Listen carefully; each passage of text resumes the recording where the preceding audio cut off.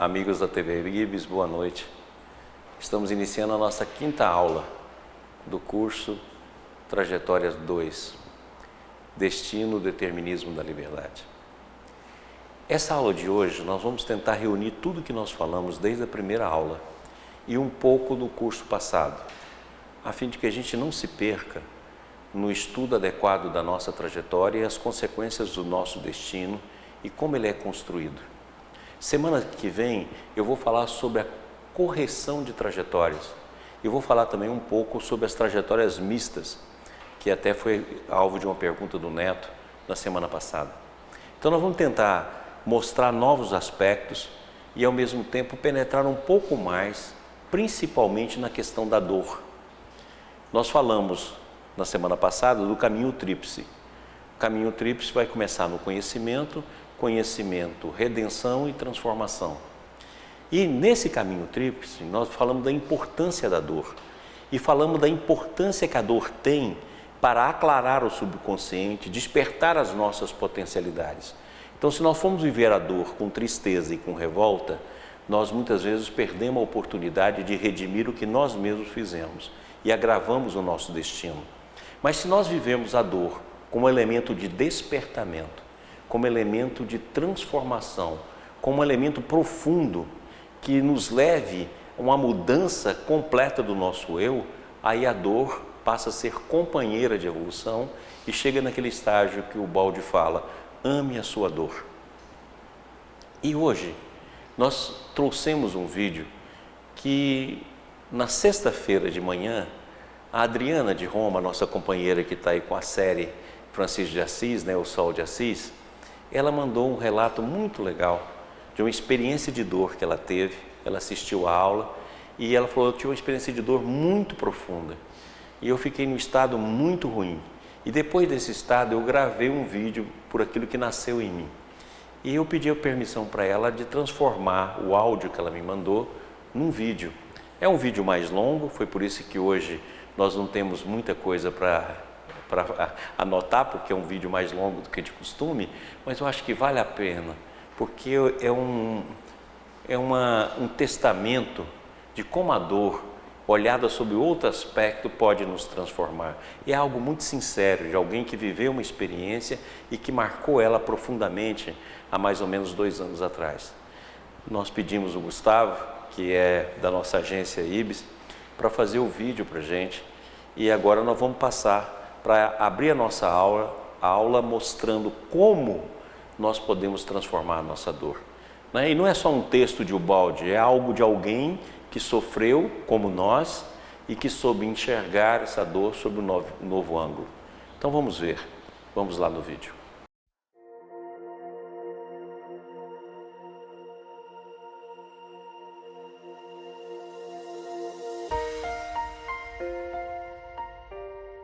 Irmã Dor.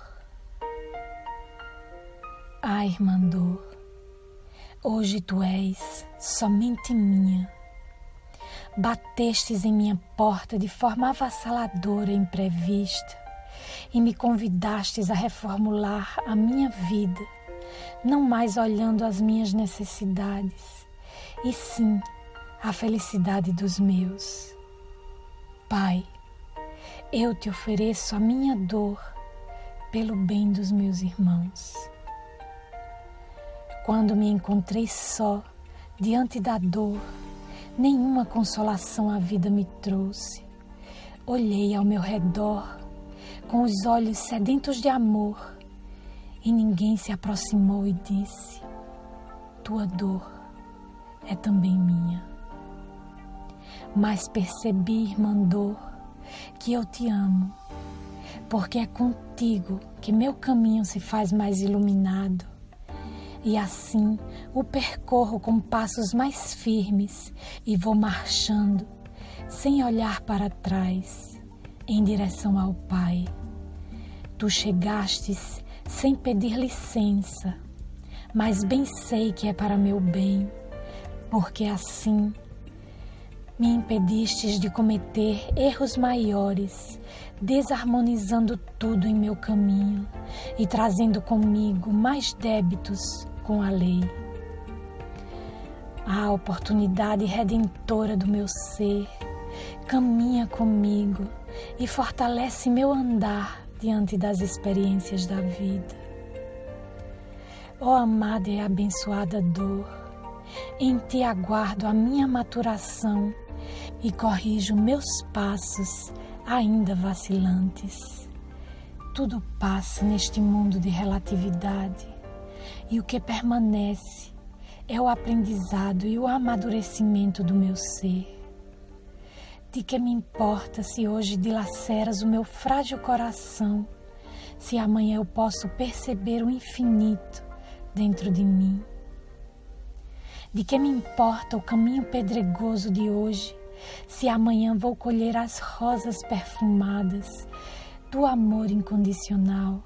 Acalma meu coração ainda tão rígido por abrigar o próprio egoísmo e engrandece esse egoísmo, dilatando-o até que eu alcance o altruísmo perfeito do Cristo.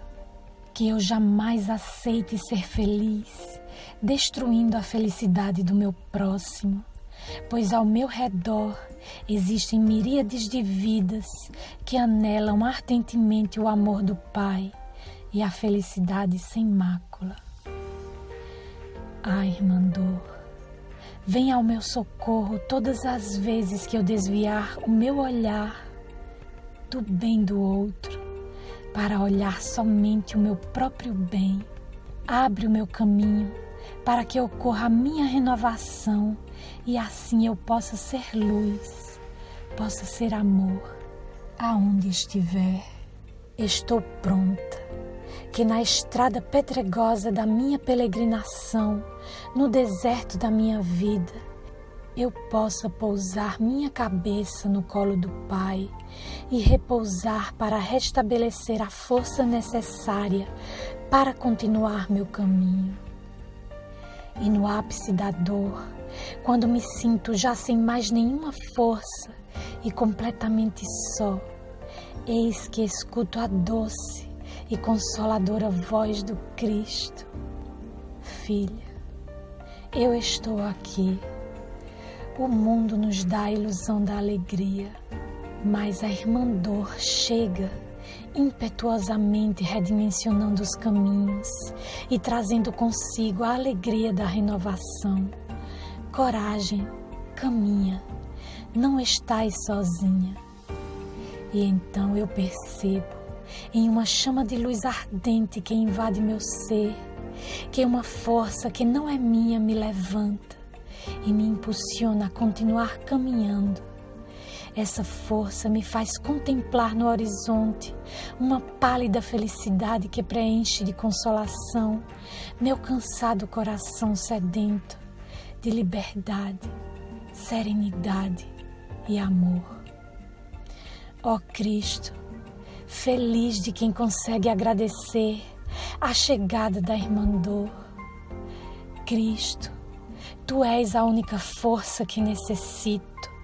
E quando me encontro completamente só e abandonada por todo e qualquer amor humano, é então que te encontro e te deixo preencher os meus falsos vazios.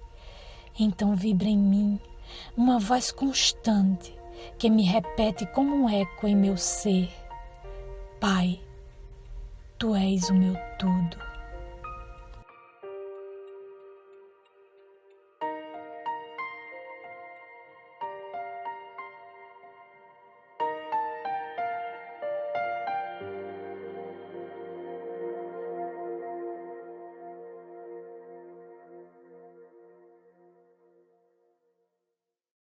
Pessoal, eu acredito que talvez vocês tenham sentido o que eu senti na sexta-feira passada de manhã, quando eu vi esse relato da Adriana. Quero agradecer muito a Adriana, agradecer o Gustavo, o Guga, pelo trabalho que ele fez, tão bonito, e espero que todos vocês tenham mais um exemplo do que nós podemos fazer com a dor, o que ela pode nos levar a perceber e ver, e isso é verdadeiramente viver uma dor no sentido positivo, uma dor que se desdobra no caminho do amor. Então, as nossas homenagens a Adriana, e vamos começar a nossa aula. Lembrando, Congresso Rustem, dia 7 e 8 em Uberlândia. Está aí o site, não esqueçam de entrar lá. Vamos lá? O mesmo do Congresso Pietro Baldi. Estamos esperando a Sheilinha, a Meroísa, o pessoal da comissão, mandar para um vídeo de convite para a gente lançar aqui na nossa TV. Lá em Vitória, no dia 23 e 24 de agosto de 2019. Andando, IBS 12 anos. Nessa segunda-feira, nós vamos estar aqui com o Jorginho, vai fazer palestra para nós na segunda e na terça. Na segunda, ele vai falar de São Jorge a Francisco de Assis. E na terça, vai falar sobre Paulo de Tarso e a armadura de Deus. Vamos transmitir pela TV IBS, em que todos possam estar conosco comemorando os nossos 12 anos. E aí, a campanha do nosso metro quadrado, que continua e está em voga. Beleza. Então, a aula de hoje, como eu falei para vocês, e o vídeo da Adriana já abre dentro do tema, nós vamos falar então sobre as forças do destino, a responsabilidade das escolhas do sentir, pensar e agir, e o caminho do erro, da dor e da redenção. É a nossa aula 5 dentro do bloco O Problema do Destino. Então essa, e aí nós vamos aproveitar para fazer um resumo geral, para que nós todos possamos estar muito bem claros as diretrizes do destino e da maneira como ele é formado. Vamos lá. Então vamos primeiro ver as forças do destino. Pessoal, nós sabemos que o antissistema tem uma característica importantíssima. O antissistema é dual. Então ele é dual em todos os seus aspectos. Enquanto nós estivermos no antissistema, ele é dual. Ele é relativo. Ele vai estar sempre em transformação, sempre no vir a ser. Já no sistema, ele é intrínseco, ele é absoluto, ele é infinito e não tem mais vir a ser do sistema. Vir a ser só tem aqui, ok? Então, consequentemente, a evolução faz parte do antissistema. Dentro desse fator, nós sabemos que a dualidade ele está premente, está em todas as situações da vida. Agora, o destino, ele é uma força binária em todos os seus aspectos. Então, hoje eu reuni os principais processos de complementabilidade do destino, destacando a força binária em todos os assuntos que o destino se coloca. Então vamos estudar um pouquinho sobre isso. Então nós já vimos que o destino é uma força binária entre Deus e o ser. Dentro da trajetória, dentro da construção do destino, nós temos uma força binária, onde Deus representa um papel no destino e o ser representa outro papel. Vimos com Baldi que Deus, ele é responsável pelo caminho, e principalmente o caminho evolutivo, pelo desenvolvimento ou pela dinâmica e o ponto de chegada. Porque todos nós, mais cedo ou mais tarde, iremos nos redimir. Enquanto que o ser, ele é responsável pela trajetória, pelo tipo de personalidade e ambiente que ele constrói e se alimenta e as consequências das suas escolhas. Então esses dois fatores, essas duas forças binárias, são os processos mais importantes existentes no destino.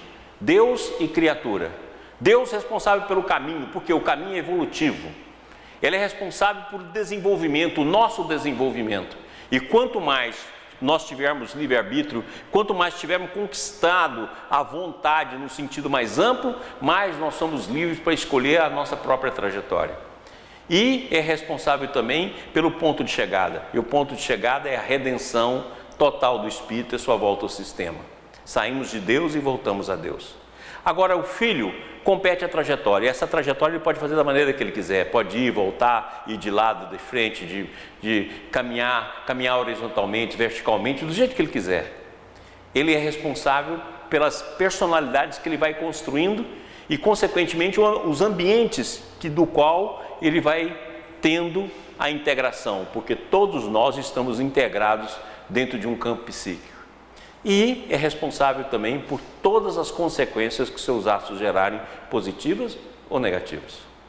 Assim se faz o destino. Esse mesmo destino, ele também é uma força binária entre o indivíduo e o coletivo. Também entre o indivíduo e o coletivo, ele é uma força binária. E dentro desse processo, o Baldi ensina Se quisermos progredir, é necessário começar antes de tudo a tomar essa direção, cada um por sua conta. Então, dentro da visão do destino, não adianta jogar a culpa no outro, não adianta projetar no outro os nossos fracassos, não adianta dizer que a coletividade é assim, por isso que eu sou assim, a coletividade é corrupta, por isso que eu estou passando o que eu estou passando. Não adianta, porque se quisermos progredir, é necessário começar antes de tudo a tomar essa direção, cada um por sua conta. Depois ele nos ensinou, ninguém pode lançar o peso do seu destino sobre nós. Não existe essa possibilidade de alguém aqui resolver pegar o peso do destino dele e jogar em nós e vai acontecer. Não existe o acaso, não existe a sorte, não existe o azar. Não existe. Ou seja, se nós tivermos uma porta aberta para determinado tipo de violência, ela vai ocorrer. Então não existe essa possibilidade. Por isso que nós temos os nossos ângulos de livre-arbítrio e determinismo.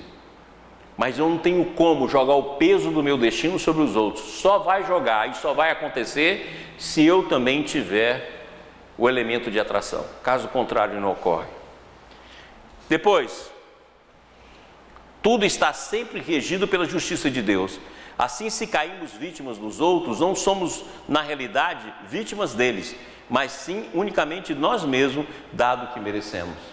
Então nós já vimos, que nós temos o pecador, temos o penitente e temos o redentor. Esses são os três caminhos. O caminho da dor, até bater no muro da lei, volto como penitente, no mesmo caminho de onde eu errei. Depois desse processo de penitência, eu tenho um processo de redenção, de regeneração. E por último, eu tenho um processo de sublimação. Ora, então é por isso que um vai agir por outro, e quando ele agir sobre mim, não age ao acaso, age com a permissão dos meus próprios atos no passado, e Deus permite, pelo desenvolvimento da minha alma, ser construtor ou destruidor diante de sua lei, de maneira que ele vai sempre colocar o filho na utilidade de suas ações. Muito bem. E vimos também que o destino é uma força binária no que se refere a ação e reação. Semana passada, a nossa amiga Eliane Naghan falou da dificuldade que ela ainda estava de entender. E eu falei para ela, Eliane, quando nós vamos agir, nós criamos as unidades ativas de violência. Mas pode ser unidade ativa de corrupção, unidade ativa de vários processos da alma. Mas vamos colocar aqui, unidade ativa de violência, como nós já falamos. Quando eu faço a ação, que é o ponto positivo aqui, unidade ativa, automaticamente eu estou criando na minha alma a negatividade, que mais tarde, quando inverter, eu vou sofrer a reação. Se essa reação é igual e contrária, o positivo e o negativo se anulam. É por isso que quando eu chegar na redenção, eu não vou ter memória. Essa memória que nós temos, ela é passageira. Essa mente que a gente tem, ela é passageira. Nós ultrapassamos a mente para a supramente, e da supramente para o campo de consciência. E a memória, essa memória toda que nos atormenta, ela desaparece quando a onda da ação for anulada pela onda da redenção. Uma onda de mesma intensidade e sentido contrário se anula. Então é por isso que quando você está errando, você também está criando o oposto da reação. E quando você está preparado para viver o oposto, a outra parte está lá bem viva. Você sofre a ação, encontra a reação e anula. Essa é a razão dos escândalos. Essas são as razões da nossa transformação. Então, vamos ver isso aqui com mais detalhe. Então, eu estou vendo aqui uma pessoa, olha, ela está na fase positiva das unidades ativas de violência.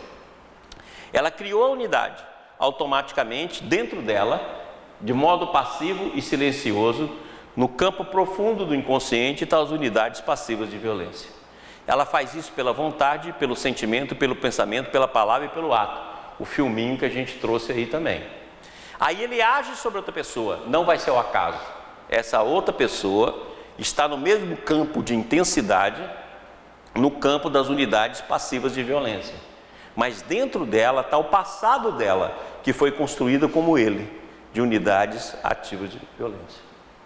É por isso que ele consegue agir sobre ela. E ela, ao mesmo tempo que aqui eu vou ter o pecador, entre aspas, aqui eu vou ter o penitente. E mais tarde eu vou ter o redentor, aquele que se redime. Então, presta atenção, no momento que eu ajo aqui, eu estou preparando para mim um futuro, dentro do espaço-tempo. Então, se hoje eu ajo assim, eu tenho absoluta certeza e posso prever matematicamente que no futuro você vai estar nesse estado. Alguém ou alguma situação, porque eu não preciso, como eu falei também na aula passada, de alguém, pode ser sua situação, cai um prédio, tem um terremoto, tem várias possibilidades dentro do campo, por exemplo, da violência. Assim como tem também da corrupção, tem uma falência geral da Bolsa, tem uma falência geral do Estado, tem uma falência geral, perde o valor do dinheiro, e vai por muitos caminhos, que tem, sem necessidade que eu aplique o outro, mas ações que acontecem no coletivo. Muito bem, então olha aqui, ó, na hora que hoje eu estou agindo com as unidades ativas de violência sobre alguém que está na fase de unidades passivas de violência, automaticamente eu estou criando para o meu amanhã o mesmo processo que isso aqui vive. Matematicamente definido, porque a vida é dual. Você nunca vai pender apenas por um campo, sempre vai estar o campo oposto lá. É por isso que nesse mundo nosso não tem uma pureza perfeita, porque sempre vai existir um contraponto dentro da tua alma que está lá a dualidade. Isso até chegar à redenção. Muito bem. Nessa massa de destinos encontramos as trajetórias do pecador, do penitente e do redentor. Já sabemos, pecador, aqueles que escolheu destruir e agir pela vontade, sentimento, pensamento, palavra e ato. Penitente, aquele que bateu no muro da lei e está voltando pelo mesmo caminho. Violência, violência, corrupção, corrupção. Mentira, mentira, e vai. Então volta pelo mesmo caminho. E o redentor, aquele que já fez a penitência e agora volta para trabalhar para que o amor possa cobrir a multidão de pecados. Aí faltou aí apenas aquele que sublima, que já vem numa missão que envolve muitas vezes um país, vários países do mundo. Perfeito. Então aqui está mais ou menos uma visão da onda. Na hora que eu estou na fase de unidades ativas de violência, eu faço um pulso que vai incidir sobre um ser que é atraído para a situação magneticamente, como nós já mostramos. Eu fiz isso no ontem. Hoje a lei reage, a mesma onda que eu coloquei de incidência vai agir sobre mim, mas dentro de um processo ação, reação e redenção, matematicamente definido. Então nunca se esqueça que o seu pensamento pode determinar os seus possíveis futuros. Hoje saiu uma notícia interessante nas nossas redes sociais, né? Que os cientistas conseguiram começar um protótipo de um computador que é capaz de prever as várias linhas do futuro. Aquilo que eu já ensinei aqui tantas vezes, ou mesmo no seminário, sobre a linha de espaço-tempo e as várias linhas e as várias possibilidades de futuro. Então, na hora que você faz um ato de ativo de violência, você criou um futuro já marcado e já não vai estar em superposição, ou seja, vai ser esse futuro que você fez para você. Você vai passar pela onda passiva de violência. Não tem como. Você já definiu hoje ou amanhã. Ok? Próximo. E aqui nós estamos mostrando em relação à onda. Então, se eu criei um processo de ação, onda de ação, eu vou criar uma onda de reação. E ela vai ser sempre iguais e contrária. Então, vai se anularem. Consequentemente, surge o processo de redenção. Porque se anula. Você entendeu então que no futuro nós não vamos ter essa memória? Assim como nós não temos a memória da fase que nós vivemos como animal, por exemplo, a memória quando nós vivemos como processos coletivos na planta. Por quê? Porque anula. e essa fase bárbara que nós estamos vivendo da evolução, ela deixa de existir para as fases superiores da existência. Só fica dentro de nós o instinto que adquirimos de caminhar com a lei em vez da desobediência. Próximo. E o Balde fala, eu fiz questão de aqui mostrar novamente, já explicamos que a dor somente pode atingir-nos quando tivermos aberto as portas para que ela possa entrar. Caso contrário, a intercessão do próximo com você não vai ocorrer. Se ela ocorre, porque você tem uma porta aberta no campo que o próximo está te explorando ou está agindo sobre você. Tem de ter a porta aberta. Porque caso contrário, não vai conseguir agir sobre você, nem que eu queira, porque eu não consigo jogar o meu destino sobre você. Entendeu, pessoal? Tá claro? Olhe lá. Eliane, meu amor, entendeu aí? Então, espero que a nossa explicação tenha um pouquinho mais de detalhe, que eu lembrei de você, da sua pergunta, e quis trazer um pouco mais, para a gente falar um pouco mais, quem sabe você conseguir compreender. E você ajuda todos nós a compreendermos, né? Beleza, então. Pessoal, o que a gente precisa entender definitivamente, pega isso aqui, eu já mostrei pessoas dentro da bolha várias vezes. Tem de lembrar que a personalidade é um campo fechado. Se você dá um tiro, você dá um tiro sobre você mesmo. Tudo o que você fizer, você vai fazer dentro de você mesmo. A personalidade é um campo fechado. Pega essa bolha aqui que dá para a gente entender muito bem. Olha, não tem como. Tudo que você fizer ao outro vai passar por você. E é um campo fechado, então mais cedo ou mais tarde você tem de volta. Não existe possibilidade de você fazer para lá sem sofrer, porque a personalidade é um campo fechado. E o destino expressa a personalidade que você já construiu. Tá bem? Eu quero que vocês guardem essa imagem aqui, ó. A personalidade é um campo fechado. Próximo. Aí nós mostramos a árvore. Não sei se vocês estão vendo aqui a parte de baixo, espero que sim, né? Que a imagem está aí, que é as raízes. Então nós vimos também que o destino é uma força binária. Em que sentido? No sentido da fatalidade. A fatalidade nada mais é, ou determinismo, a liberdade que nós já usamos, ou seja, os lançamentos passados. Então o destino é uma força binária entre a fatalidade e a liberdade. Então a liberdade é o caminho virgem.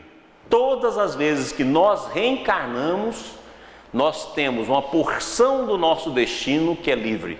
Nunca se esqueça disso. É nessa porção de destino livre que nós podemos construir o futuro. Enquanto nós vamos assimilando o passado, aceitando o passado pela redenção e transformação, nós vamos ao mesmo tempo emitindo numa área livre o processo do futuro. Ora, então se eu compreendo a dor, isso me ajuda muito, porque eu vou fazer uma transformação interior e vou lançar esse processo para o futuro, e quando eu chegar no futuro eu tenho uma onda benfazeja me esperando, uma onda de carinho, de amor. Ora, então eu vou ter que encontrar a felicidade. Então os meus momentos de felicidade começam a ampliar.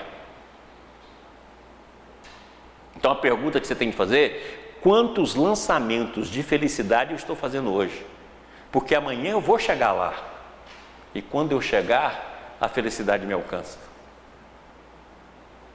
Assim como você está vivendo hoje momentos de tormento que você construiu lá no passado.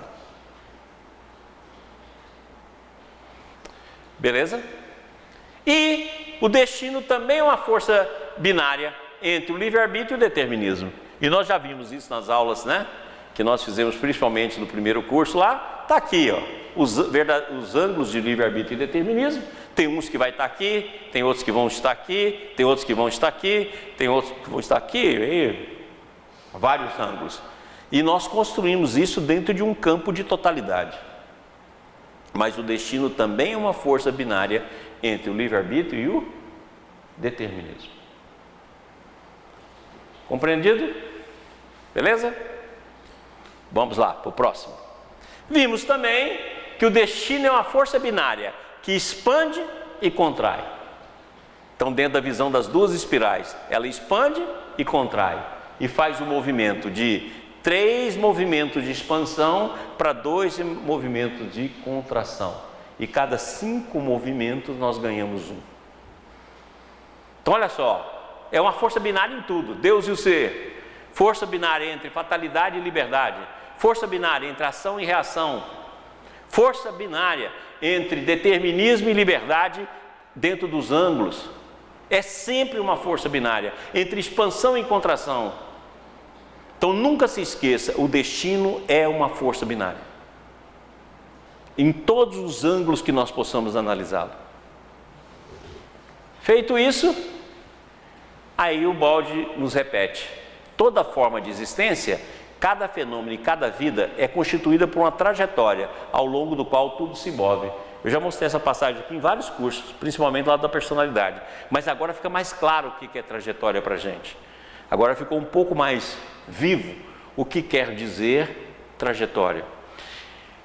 Ao longo do que tudo se move. Essa trajetória tem o seu percurso estabelecido pelos impulsos que a lançaram. Cada fenômeno está fechado dentro da sua lei, que lhe estabelece o desenvolvimento. O mesmo acontece no fenômeno de nossa vida.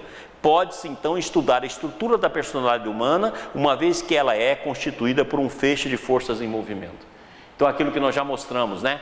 Vários feixes de forças que formam o ser, mas todas estão vivas, todas estão em movimento.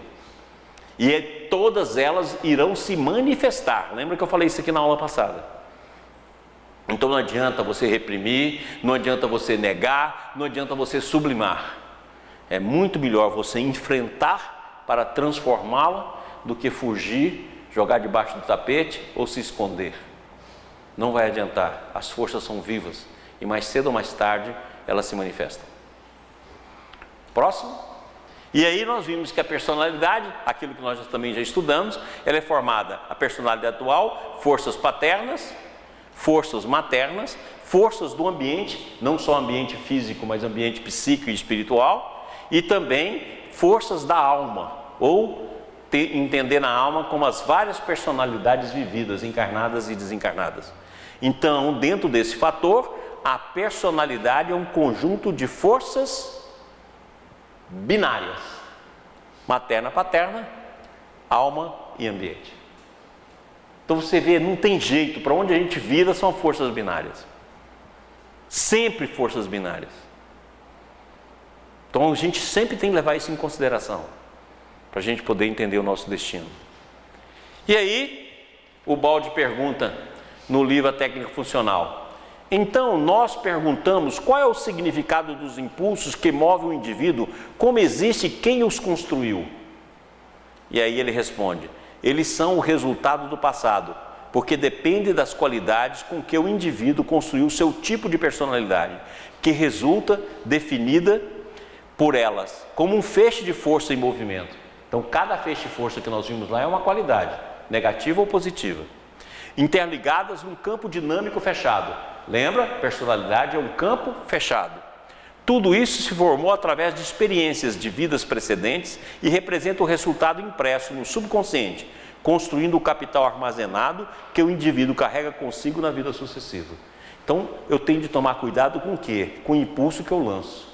Porque depois que eu lanço, ele vai executar uma trajetória e vai me atingir no futuro. Não tem como.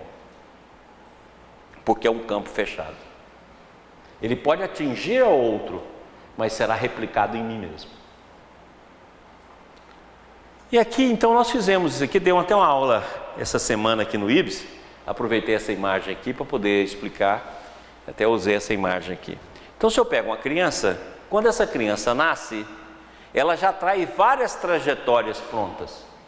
Eu peguei aqui apenas a 3, né? T1, T2, T3. De maneira que quando ela nasce, isso tudo está dentro dela. Aí vamos supor, quando ela está entre 20 e 30 anos, que é a mesma época da trajetória T1, T2, vai chegar nela a prova do T1 e T2. Não tem jeito, já está nela, já está lançada, desde a hora que ela nasceu. Aí muitas vezes a gente pergunta: ah, meu filhinho, por que foi acontecer isso com meu filhinho? Já estava nele. Está lá a trajetória, ó. Ele vem, já vem aqui. E a T3 vai pegar ele lá por volta dos 50, 60 anos. Mas também está dentro dele. E onde é que eles vão nos pegar? Dentro daquilo que nós já falamos no curso passado. Vamos lá ver? Olha aqui, ó. Por isso que eu chamei esse quadrante aqui de prova. Porque essas provas, essas trajetórias vão ocorrer aqui, ó. Se elas correm em outro quadrante, é porque você está atrasado. Você deixou amontoar. Você não resolveu aquilo que nós estudamos no curso do sonho. Você não fez o movimento. Se você não fez o movimento, vai juntando, você fala assim, nossa, na época das possibilidades, ou na época de materialização, ocorreu a prova. Ocorreu, isso é um sinal de que você está atrasado e está deixando acumular os processos de prova sem resolver.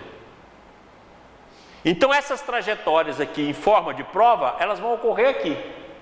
Vamos supor que são trajetórias de felicidade, elas vão ocorrer nesses quadrantes aqui, ó. Vai surgir para você uma possibilidade imensa. É aqui, ó. Pessoa, por exemplo, que vai casar e casa com um homem santo, um homem bom. Quer dizer, quando ela fez isso, porque ela construiu isso no passado lá, esse homem bom vem aqui, ó. Ela dá graças a Deus, porque salvou a vida dela. É assim que constitui. Na mesma questão dos recursos financeiros, recursos psíquicos, recursos espirituais, dentro do campo do afeto, do amor. Ok? Muito bem. Mas da mesma maneira que ocorre esse quadro, ela é livre. Ela pode lançar uma nova trajetória. E essa nova trajetória tanto pode alcançar ela nessa própria vida, dependendo do impulso e da velocidade, como pode alcançar ela também na vida futura. Ora, então se eu estou aqui vivendo a dor, como a Adriana hoje nos ensinou, né? Tão bonito, vivendo a dor e conseguindo entendê-la, eu posso ter uma parte livre que eu vou lançar. Então não existe reencarnação sem uma parte livre de lançamento. Você fala, não, mas vamos pegar uma pessoa, por exemplo, que nasce com paralisia cerebral. Qual a parte livre dela? O afeto que ela muitas vezes pode estar construindo entre ela e a mãezinha que cuida, entre ela e o irmão que cuida, entre ela e alguém que está cuidando dele, desenvolvendo a questão do afeto, de receber o carinho, de se colocar totalmente à disposição da pessoa e da dependência dessa pessoa. E pode estar corrigindo o orgulho, pode estar corrigindo o mando, pode estar corrigindo um monte de processos. Beleza? Próximo. E aí o Balde nos ensina, olha que bacana. Com os pensamentos e atos atuais, construímos os hábitos e instintos futuros, que dirigirão nossos pensamentos e atos de amanhã. E como estes, por sua vez, construiremos nossa personalidade de depois de amanhã, e assim sucessivamente. Nunca vamos nos esquecer, somos construtores de nós mesmos. Deus é Pai de misericórdia, Deus é Pai de bondade, Deus é Pai de amor. Então a lei, quando reage sobre nós, está apenas nos conduzindo para um processo de dilatação da consciência. E nós estamos recebendo o que nós mesmos construímos dentro do campo fechado da nossa personalidade. Que fique isso bem claro para o resto das nossas vidas. Próximo. E o Balde continua.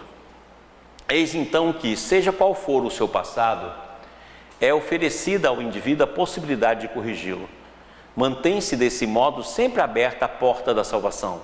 É questão de tempo, pois a dor, consequência do erro, existe e impele tesnamente o ser a decidir-se pela canalização de suas órbitas de acordo com a vontade da lei. Todos deverão terminar salvando-se. Se um único indivíduo não se salvasse, Deus fracassaria no mal, e impotente diante dele, sua obra estaria falida. Então, olha, nenhuma ovelha se perderá. Agora, o que vai diferenciar nós dos outros? O tempo de trajetória. Olha, nós já temos espírito que chegou no estado de arcanjo, temos espíritos que voltaram ao sistema, e nós estamos aqui nos arrastando como homens. O movimento de queda foi o mesmo, no mesmo momento. Agora, cada impulso E os impulsos subconsequentes fomos nós que fizemos. Então a demora que nós vivemos hoje é demora que está apenas em nós mesmos e não na lei ou no Pai. Pronto. O período em que o campo de forças da personalidade está aberto para a introdução de novos impulsos é dado pela vida terrestre no plano da matéria e da luta, onde se encontram as resistências adequadas para avaliar as qualidades já adquiridas. Pessoal, erro na Terra se corrige na Terra. Erro no plano espiritual. Porque se eu estou no plano espiritual, a resistência, principalmente que a matéria causa, que a densidade vibratória causa, não vai existir no plano espiritual. Não vai existir, mesmo que seja nas regiões umbralinas.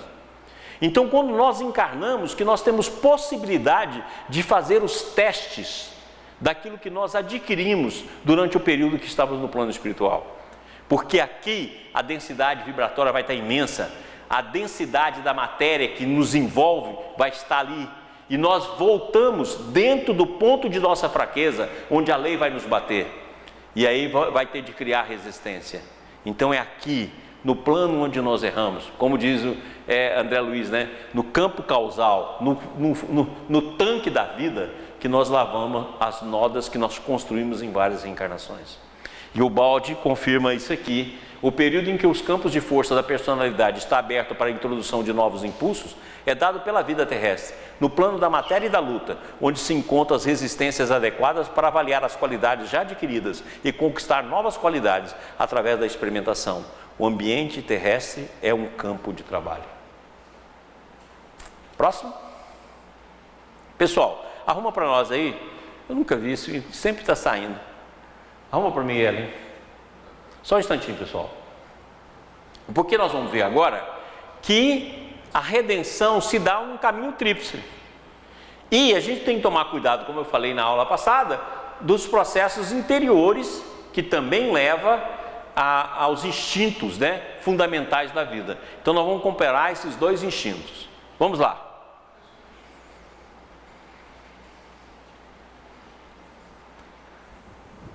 Volta. Aí. Então nós mostramos na vez passada que nós temos um caminho tríplice, né?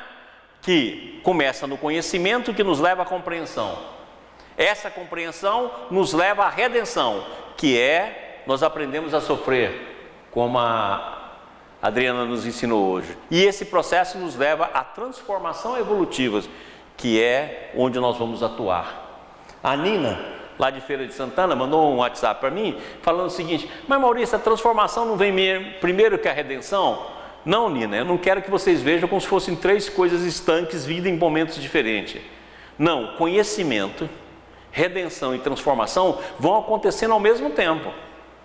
Logicamente que o conhecimento leva a compreender a dor, que leva o processo de redenção, e eu vou agir diferente, que leva à transformação. Mas também a compreensão nos leva a um processo de transformação, que vai fazer a gente compreender melhor a dor e, consequentemente, buscar a redenção. Não é algo estanque, que for como se fosse compartilhado, não, compartimentizado, não. Ele é algo dinâmico, os feixes de força agindo a todo tempo, e os três elementos do caminho tríplice atuando. Ele só não atua quando a gente escolhe a inércia, e ele piora quando a gente escolhe a revolta. Ok? Mas é dinâmico, não é separadinho não, é dentro de um campo dinâmico. Agora, quando falamos em transformação, nós falamos em transformação evolutiva, por isso que eu apresentei ela como elemento final. E aí nós temos o caminho tríplice do conhecimento, redenção e transformação, e o caminho da evolução da fome e do amor. Beleza? E olha como o Baldi fala, a gente tem muita mania de olhar a vida dos outros e falar: nossa, mas a vida é tão difícil, a do outro é tão fácil. Eu já falei que aqui que existe uma diferença enorme, bem como nos processos reencarnatórios, tipo de vida que a pessoa está tendo. Já mostrei isso, mas também vai depender do andar em que nós estamos, ou do degrau que nós estamos no processo evolutivo. Olha aqui que o Baldi fala: os seres não são iguais, eles se encontram em posições diferentes, cada um, conforme sua posição, comete erros diferentes e, pelo equilíbrio da lei, recebe exatamente a reação correspondente, a mais adaptada à sua aprendizagem. Então, conforme o degrau evolutivo que eu esteja, eu vou estar submetido a um tipo de lei, consequentemente um tipo de aprendizagem, consequentemente um tipo de dor, um tipo de conhecimento, um tipo de redenção, um tipo de transformação. Você tem de olhar para o lado, para ver os amigos que estão com você, no mesmo ambiente, no mesmo tipo de personalidade. Mas não adianta comparar você com esse daqui, porque eles estão num nível completamente diferente. Ok? Próximo. E aí o Balde fala: costuma-se dizer que cada um tem a sua estrela e nasce com o seu destino. É dessa forma que o nosso passado, tal como quisermos viver, volta e nos prende. Quando uma causa é originada e em consequência foi movimentada, uma força é necessária exauri-la até seu último efeito. Então não tem jeito, quando você fez o impulso, você gerou uma força. Ela vai fazer a trajetória e só quando ela esgotar, você então é capaz de transformá-la. Por isso que você vai ver que quando nós formos falar sobre a correção, nós vamos ter de fazer movimentos pouco a pouco, até que eles ocorram. Beleza? Então está aqui, ó. Eu fiz um quadrinho. Ontem eu lancei uma trajetória. Hoje eu estou recebendo ela, porque eu vim andando de lá para cá, ó, como eu mostrei naquele hominho lá na figura passada. E hoje eu estou lançando uma trajetória que vai me alcançar lá no amanhã. Ontem eu lancei, hoje eu recebo e lanço uma nova no caminho livre que a gente já viu que a gente tem. E vai pegar lá amanhã, ó. Quando eu chegar lá amanhã, eu vou recebê-la. Ficou claro? Como o destino é construído? Beleza. E aí uma vida se liga a outra, ó. Sendo que nós vamos ter um fluxo maior de uma vida para outra conforme o tipo dessa existência. Se ela é síntese, se ela é supersíntese, se ela é complementar, se ela é provacional, se ela é intermediária, se ela é preparatória. Aí por isso que todas as vidas estão ligadas, mas umas estão mais fortemente ligadas ao mesmo sistema de aprendizagem de dor, como essa aqui, essa aqui e essa aqui. Quando você vem numa grande síntese, você pega de todas, ó, como eu ensinei aqui no nosso curso passado. Beleza.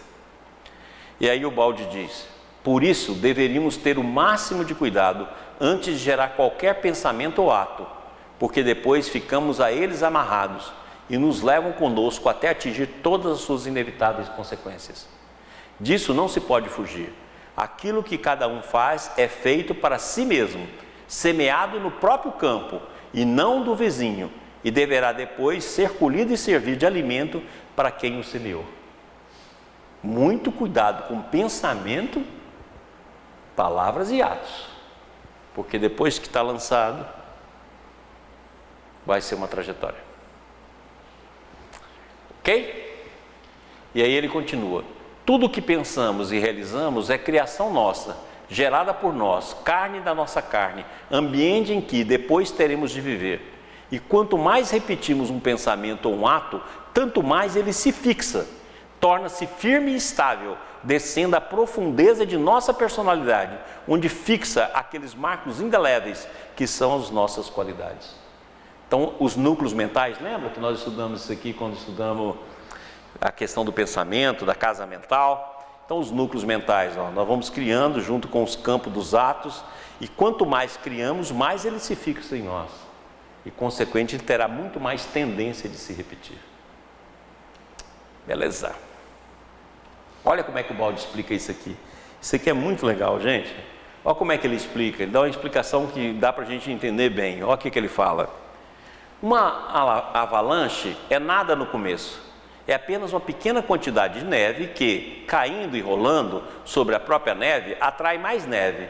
De modo que assim vai sempre crescendo, cada vez mais, até se tornar-se um terrível avalanche, que tudo destrói no seu caminho. Aquele primeiro fragmento de neve é também efeito da tempestade que o gerou, e sua queda é consequência da sua posição no cume do monte. Continua. Assim também nossos hábitos não são nada no começo, são apenas pequenos movimentos sem importância, em que ninguém repara. mas caindo e rolando sobre o caminho da nossa vida, eles atraem outros movimentos que com a repetição desce até a profundidade do nosso eu, tornando-se hábito e transformando finalmente na terrível avalanche dos nossos instintos, aos quais é difícil resistir. Que vai selar a fome, o amor e a evolução. Certo? Então pensa na avalanche quando você for pensar. Gente, esse pensamento que eu estou lançando aqui, essa semente, vai gerar amanhã uma avalanche que vai me consumir? Então é melhor não lançar. Próximo. E aí o Balde ensina, ó, e quanto mais velocidade adquirimos, mais somos levados a continuar no mesmo sentido, sendo então mais difícil parar e corrigir o caminho, ou seja, endireitá-lo no sentido oposto. É por isso que você vê lá, ó, o suicida, ele geralmente suicida outras vidas. Meu Deus, passar por tanto sofrimento e suicidar de novo. Porque ele gera repetições, gera hábito, gera velocidade, que depois não tem como, vai ficar quase irresistível. Se ele não criar uma barreira muito poderosa, ele não consegue sair do ciclo. Então, quanto mais força tiver o pensamento, quanto mais forte for o ato e o livre-arbítrio, por isso que eu coloquei essa linha vermelha aqui vindo na cabeça, braço e perna, que significa livre-arbítrio, ação e pensamento. Quanto mais forte ele for, maior vai ser a ação dela e a continuidade da ação de uma vida para outra. Próximo. O caminho do erro, da dor e da redenção. O jogo da vida, né? Então vamos falar um pouquinho sobre isso antes que a gente termine. Vamos lá. Por isso a dor é herança da criatura, sendo a redenção através das provas da vida o seu necessário e fundamental trabalho. Agora está definido, a dor é a nossa própria herança, não é castigo de Deus, não é injustiça divina, é a nossa própria herança. Segundo, o homem atual efetivamente não compreende a vida e por isso a emprega quase que por inteiro para cometer erros e provocar dores. É natural então que na terra a dor seja dominante, pois é sobretudo a construção intensiva dela que o homem se dedica hoje. E é mentira isso aqui? O mundo nunca gerou tanta dor para si mesmo, para os momentos futuros e os momentos depois do futuro, como agora. Próximo. A dor é o cansaço da ascensão que laboriosamente leva à felicidade, que assim deve ser conquistada. Mas se a dor faz a evolução anula progressivamente a dor. Então a anulação da dor se processa através da dor. Olha que legal isso aqui. Parece um paradoxo.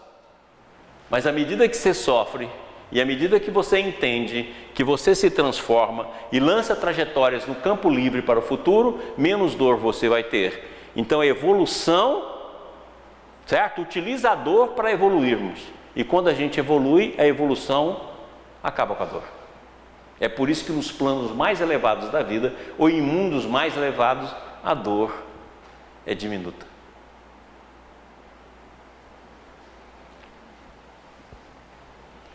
Aí o Balde diz, em algumas vidas, a dor é episódica, fenômeno incidental. Trata-se de primitivos.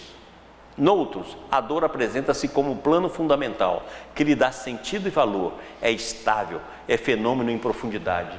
Trata-se então de indivíduos maduros. Olha a diferença.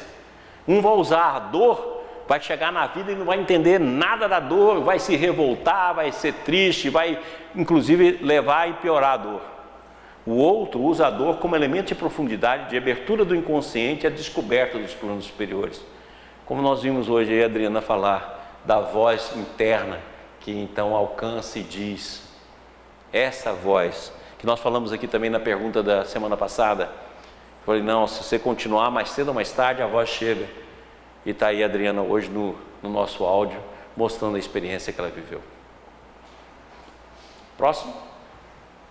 A dor, pelo contrário, se bem compreendida, deve fazer-nos sentir mais próximo à presença ativa e salvadora de Deus, imanente, ao qual mais nos devemos unir, Que maravilha para o intelecto e que conforto para o coração chegar a compreender que a dor é um ato de amor com que Deus nos agracia para nos induzir a retornar ao caminho certo de nossa felicidade que havíamos abandonado. Ou seja, o muro da lei só vem para mudar o caminho e mudar a trajetória. E essa trajetória não é de dor, é de salvação e de felicidade. A dor não é feito de uma intervenção de Deus, mas sim a carência de harmonia. Olha isso aqui como é que é bonito, gente. A dor não é o efeito de uma intervenção de Deus, mas sim a carência de harmonia, com as forças das quais depende a nossa felicidade. Cada revolta nossa destrói essa harmonia, lançando-nos na desordem e na carência que chamamos de dor. Então presta atenção nisso aqui. Presta atenção nisso aqui. A dor que nos alcança é a desordem, a desarmonia que nós geramos. Então agora nós podemos falar o seguinte, né? Onde está a sua dor, esteve o teu abuso, consequentemente a tua desarmonia em relação a Deus. E a dor te conduz agora, se bem compreendida, para o campo de harmonia. E esse campo de harmonia há de te levar para anular a dor que te eleva. Então, aqui, agora nós temos um quadrinho que o Baldi fala, que é muito interessante, lá no livro que é de salvação. Olha o que ele diz. A ignorância gera o erro, que gera a dor, que destrói o erro, que destrói a ignorância. Olha o ciclo que bacana. A ignorância gerou o erro que gerou a dor. A dor, se bem compreendida, vai destruir o próprio erro. E destruindo o erro, destrói a ignorância, porque suja a sabedoria. Então nunca vamos esquecer desse quadro aqui, gente. Ó, a ignorância gera o erro, que gera a dor, que destrói o erro, que destrói a ignorância. Então a evolução utiliza-se da dor para acabar com a própria dor. Então ela é transitória. Beleza? A dor é uma característica de determinada fase de nossa evolução, em que ela funciona necessariamente como agente de transformação, desaparecendo quando preenchida a sua finalidade, tão logo seja alcançado um alto plano de vida. Então por isso que eu pus essa imagem aqui, ó. À medida que nós vamos aprofundando, encontrando outros mundos dentro de nós mesmos, ela vai desaparecendo. A dor é uma condição de vida inerente à matéria. Durante a fase humana, na desmaterialização do ser, essa condição desaparece. A dor é uma dissonância a ser reabsorvida na harmonização. É uma densidade que se vaporiza na espiritualização. Por isso que essa densidade vai ocorrer mais aqui no plano físico, porque é onde você vai ser testado na dimensão da sua transformação. E o Baldi então diz, na sese mística: minha alma cansada caminha, caminha, mas um dia, sobre o áspero caminho de meus esforços, senti um passo junto ao meu, senti outro ombro aproximar-se do meu, levantar a minha cruz e transportá-la para mim. Desde então, não fiquei mais sozinho. Outro coração se debruçou sobre o meu. A dor tornou-se amor, e mais ninguém pode arrancar-me a indissolúvel aliança. Certo? Beleza? Terminou aqui? Pessoal, é isso aí. Boa noite, Maurício. Boa noite, amigos da TV Ibis, todos os nossos telespectadores. Maurício, hoje acho que foi o recorde de perguntas.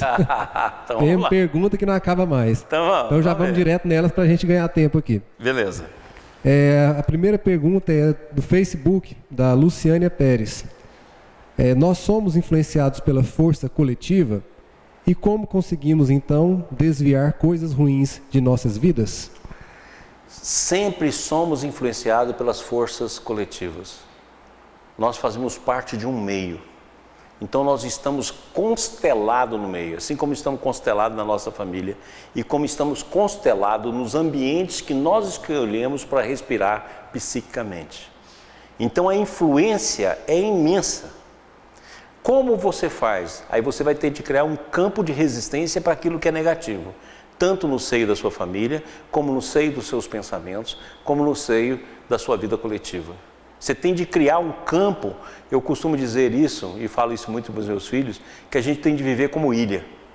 Ou seja, escolher e aguentar o volume de água que vai estar por volta, aguentar os processos que vai vir, de muitas vezes ficar submergido em determinadas situações da vida. E contar que de vez em quando você vai encontrar um istmo, no qual você vai ter alegria, vai ter interação, você vai ter processos também semelhantes para que te dê força para a continuidade. Mas não tenha a menor dúvida, você sofre uma influência muito maior do que aquela que você imagina. Beleza. Temos agora uma pergunta da Neuza Salles. Boa noite, amigos do IBS. O Bert Hellinger, quando conseguiu perceber que alguns familiares, principalmente crianças, repetem ideias e atos de antepassados por amor, ele está correto? Esses familiares estariam tentando trazer para si a dor do outro e fazem isso por amor? Lembra, Neuzinha, que não é o amor que nós falamos do amor cristão, do amor elevado, é aquele amor instintivo. Então a regra que o Bert Hellinger descobriu é a fome, o amor e a evolução. E esse amor da consciência primária, que sempre quer agregar, porque nós viemos de uma agregação muito maior, esse amor que repete por fidelização aos campos existentes da família, é aquele amor que nós vimos lá, aquele amor instintivo que está na nossa base. Não é esse amor purificado que compreende, que entende, que transforma, que acolhe e que sublima. Não. É esse amor primário, essa força primária de agregação. Daí porque ele vai fazer um ato impensado muitas vezes, seja até de morte ou de suicídio, ligado a um patrimônio de influenciação, mas dentro de uma visão de amor instintivo primário. Ok? Ok. Agora temos uma pergunta aqui da Elci, que é a Nina, né, de Feira de Santana, que você falou dela na aula. Ela manda a seguinte pergunta: o penitente é o mesmo sujeito que está em uma reencarnação reparadora? Aí ela manda um afetuoso abraço e diz que está com saudades. Sim, meu anjinho. Também estou com saudade. Saudade de todo mundo aí. Saudade de todos. Né? Ainda bem que a gente conversa aí pelo WhatsApp. Mata um pouco o Renatinho também. Então, olha, sem dúvida nenhuma. O penitente, ele geralmente vai estar numa reencarnação que pode ser em determinados ângulos, né? Ele pode estar numa reencarnação provacional e podem estar juntando a provacional já com o início de um processo de redenção, sem dúvida. E muitas vezes ele fez a provacional, agora ele está pegando um processo de preparo para fazer uma de redenção, por isso que tem a reencarnação preparatória. A pergunta agora da Silva Cascavel. Ela diz: Crispim, pode-se dizer então que homens que causaram grandes dores na Terra, como Hitler, Mussolini, Nero, Napoleão, Stalin e tantos outros, terão que voltar para fazer o bem? Não tenha dúvida. Muitos já voltaram, né? Se você pegar os livros do Chico, ele mostra lá a figura de Nero como um engenheiro eletricista que estava construindo casas aqui no Brasil e ajudando a grande empresa brasileira. Está lá, né? Se você pegar algumas figuras importantes dentro do campo doutrinário, é a reencarnação, por exemplo, de Calígula. Então, muitos já estão em transformações importantes. Agora, logicamente que um Hitler, eu já falei isso aqui em curso passado, eu falei assim, no futuro, provavelmente em outro planeta, o Hitler vai ser um Moisés. Porque ao mesmo tempo que ele erra de maneira pela força coletiva e pela força individual, e é permitido a ele o movimento de destruição, porque ele se candidatou a uma destruição descomunal, amanhã, quando ele redimir, ele vai poder conduzir todas as pessoas por causa da força que ele tem agora de liderança. E aí vai ser um Moisés da vida, sem dúvida nenhuma. Pergunta agora aqui do Clayton Starling, que sempre nos acompanha. Maurício, uma vez lançada uma trajetória errada, é obrigatório sofrer sua consequência ou é possível corrigi-la antes que se manifestem as consequências? Depende da velocidade como você lançou. Se a velocidade foi muito intensa, se veio de hábitos repetitivos, Você vai sofrer, não tem como. É a mesma coisa você pegar um foguete que você lançou e ele fez uma trajetória errada. Desculpe. Ele vai explodir. Não tem como. Não é a questão de falar assim, mas não dá tempo não, por causa da velocidade. Agora, quando você lança uma trajetória e ela é mais lenta, com movimentos que antecedem, então vamos pegar a mesma coisa, com uma nave espacial que vai para Marte, como o caminho é mais longo, aquilo que pode acontecer dentro de um campo de velocidade ainda pode ser mudado essa trajetória. Então nós vamos ver isso, vou começar a falar sobre isso na aula que vem, porque tem muita coisa para falar sobre isso. Então nós vamos começar a mostrar, mas dependendo da força que foi lançada e dependendo da velocidade, não, você vai ter de absorvê-la para transformá-la e não tem como corrigir antes de absorvê-la integralmente. Agora a pergunta do Humberto Moreira. Na verdade ele faz duas perguntas.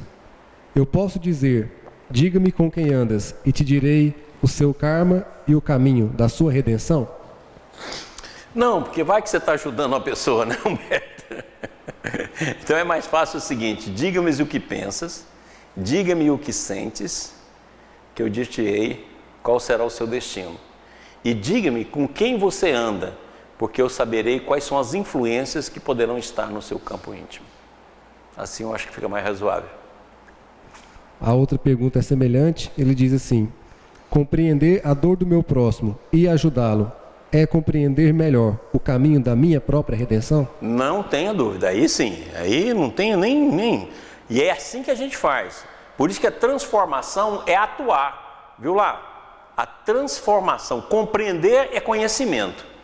Redenção é dor, mas a transformação é atuar. Se você não atua no meio, você não se transforma. Por isso que todas as lições de Jesus para a nossa transformação sempre está com o próximo.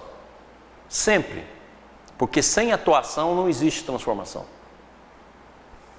A Eliane Nagano, ao longo da aula, ela disse que ficou um pouco perplexa, mas compreendeu as explicações.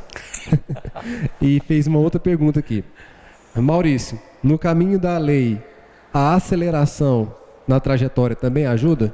Ajuda e muito. Quem dera, né? Nós pudéssemos pegar todas essas forças e fazer um processo de transformação. Vou te dar um exemplo, a vida de Paulo de Tarso. Ele faz uma aceleração tão impressionante que ele corrige todos os erros da vida dele, quiçás da vida passada, e faz um arremesso para o futuro de grandiosidade imensa. Tanto é verdade que o próprio Cristo vem buscar ele no túmulo. Isso que é acelerar. Quem dera, né? Que a gente fizesse uma aceleração dessa. Outro exemplo é o Chico. Olha a aceleração que o Chico fez, aguentou tudo, calado, conseguiu e foi lá. O Balde, quer dizer, uma aceleração imensa. E o Balde, quando estuda o fenômeno Francisco de Assis, ele mostra. É uma aceleração tão intensa que rompe com todo o arcabouço de personalidade. Olha lá na Nova Civilização do Terceiro Milênio. Ele faz um estudo que é uma trajetória que lança nos planos superiores da existência, quer dizer, rompe com todo o processo. Sim, se a gente conseguisse fazer essa aceleração, seria maravilha para nossas vidas. Vamos iniciar agora um bloco de perguntas caseiras de pessoal que frequenta aqui o Ibis. Pois não.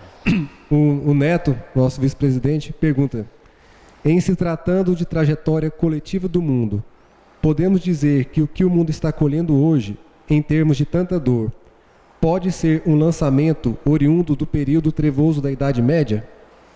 Não só isso, significa, como o Balde diz, e semana que vem eu vou mostrar um pouco sobre isso, significa que tudo que nós plantamos de dor através dos séculos e dos milênios, se aproxima o momento de colher. Então não tem como, nós vamos encontrar com o nosso próprio joio. Por isso que uma das figuras desse final dos tempos é a separação do joio e do trigo.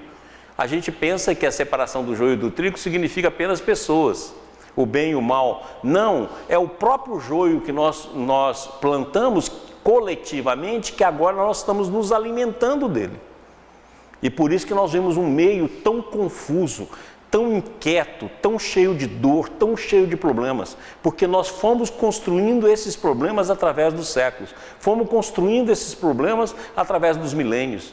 E hoje, na hora que chega o momento da colheita, temos muito pouco trigo e temos joio em todos os campos, em todas as feições da vida coletiva. Agora a nossa amiga Luana pergunta: Maurício, quando temos uma doença de repetição e queremos enfrentá-la, compreendê-la e aceitá-la, qual o caminho? É você ver qual foi as forças do psiquismo que gerou a doença. Nunca se esqueça que a doença nasce no campo do sentimento e do pensamento, e depois ela vai se transformando em ação, em atos, e ela se corporifica no corpo físico. Então, toda doença você tem de estudar os seus aspectos psíquicos, para você descobrir onde, como e quando você gerou. A partir daí, você tem de voltar ao ponto de origem e buscar todo o trabalho de transformação daquele elemento para que possa surgir a cura ou a melhora ou, consequentemente, um não agravamento. Beleza. Pergunta agora da TT Vilela. Quando a dor gera revolta no momento em que é sentida, mas, depois de compreendida, é aceita com resignação, isso provocará a eliminação da causa da dor? Dependendo do tempo em que essa resignação permanece e dependendo do tempo que você atua dentro de você em relação ao próximo, para que você devolva à vida aquilo que você desarmonizou. Então, lógico que sim, esse é o caminho, esse é o momento, isso é o caminho que nós vamos ter de fazer, ok? Mas temos de lembrar que muitas vezes você levou uma desarmonia imensa de anos, de velocidade, de força, e que você tem de fazer o mesmo processo igual e contrário. E muitas vezes vai ter um compromisso de uma vida, muitas vezes um compromisso de várias vidas, para poder corrigir aquilo integralmente. Mais uma pergunta agora da Tereza Coelho. Ainda dá tempo de corrigir a trajetória de um filho que hoje está com 14 anos? Até agora, essa trajetória foi alicerçada na culpa e na pena, pelo fato de eu ter me separado do pai e ter rejeitado a gravidez. Não, meu anjo, é altamente possível. Por isso que nasce cada dia, não, mais em relação ao filho. Toda hora que o amor desperta, toda hora que o amor vem, toda hora que não joga, a culpa só serve para falar assim, ó, você precisa fazer isso. Não ficamos presos à culpa, porque ficar preso à culpa é orgulho. Não vamos ficar presos à culpa. A culpa é assim, ó, o trabalho que você tem de fazer é esse. Então pronto. O arrependimento é apenas o início de uma ação transformadora. Não desista nunca, dá tempo demais a conta. Lembra que filho é algo da nossa alma. E agora, no momento que você percebe isso, na hora que você compreende isso, nossa, o amor de uma mãe pode transformar tudo em poucos minutos, em poucos segundos, em poucos dias. Então não fica com essa vibração inquietante, não. Se entrega ao campo do afeto, do amor, resista no campo do bem, acolhe seu filho, ajuda a transformação dele, que você pode fazer isso com um poder muito maior do que você imagina. Eu falo que o amor de um pai e de uma mãe é como o sol, pode ser as trevas que for.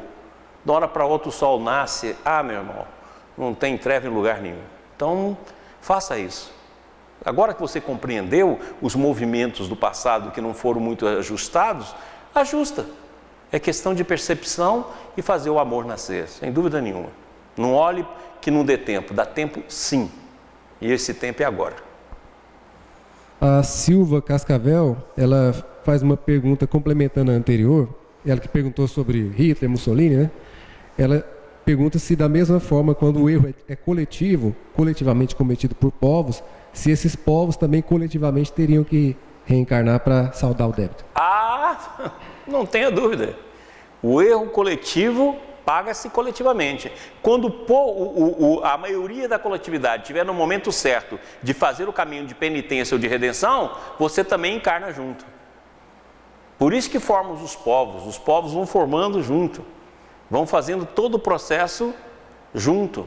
Né? Por isso que vai mudando, igual o Emmanuel diz, né? Os gregos voltou como os franceses, os romanos como os ingleses e os americanos, né? O mesmo se deu com os fenícios e portugueses. Então você vai modificando os continentes, os países, mas para cada um também tem um processo coletivo. E quando chega, que a maioria está no momento de penitência, não está no momento de redenção, a vida os reúne tudo novamente. Por isso que qualquer ação coletiva sempre está interligada também ao passado. Nós não temos mais perguntas e, em razão da quantidade que foi muito extensa, infelizmente eu não vou poder fazer registro de todas as participações. Vou só fazer referência ao comentário da Priscila Cantuária, que eu achei bem interessante. Ela disse assim: a dor de ver meu filho ficar cego me fez perceber o que é invisível aos olhos é visível ao coração e às mãos. Interessante como a aceitação da dor pode ser vista como uma possibilidade incomum de progresso. Poxa vida, que bacana, né? Eu costumo dizer o seguinte, que quando a gente não passa por um problema, a gente só pode falar sobre a teoria. Mas como alguém que vive um problema nessa dimensão, ela pode nos ensinar. Então, muito obrigado porque você mandou para a gente e muito obrigado pelo seu comentário. Beijo para todos. Vamos ver agora o vídeo sobre suicídio. Beleza. Pessoal, até semana que vem.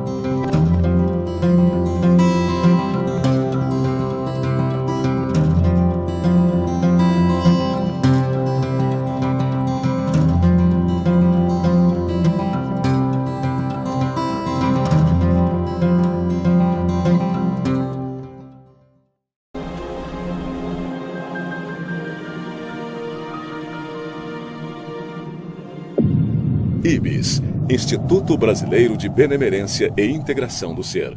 www.ibis.org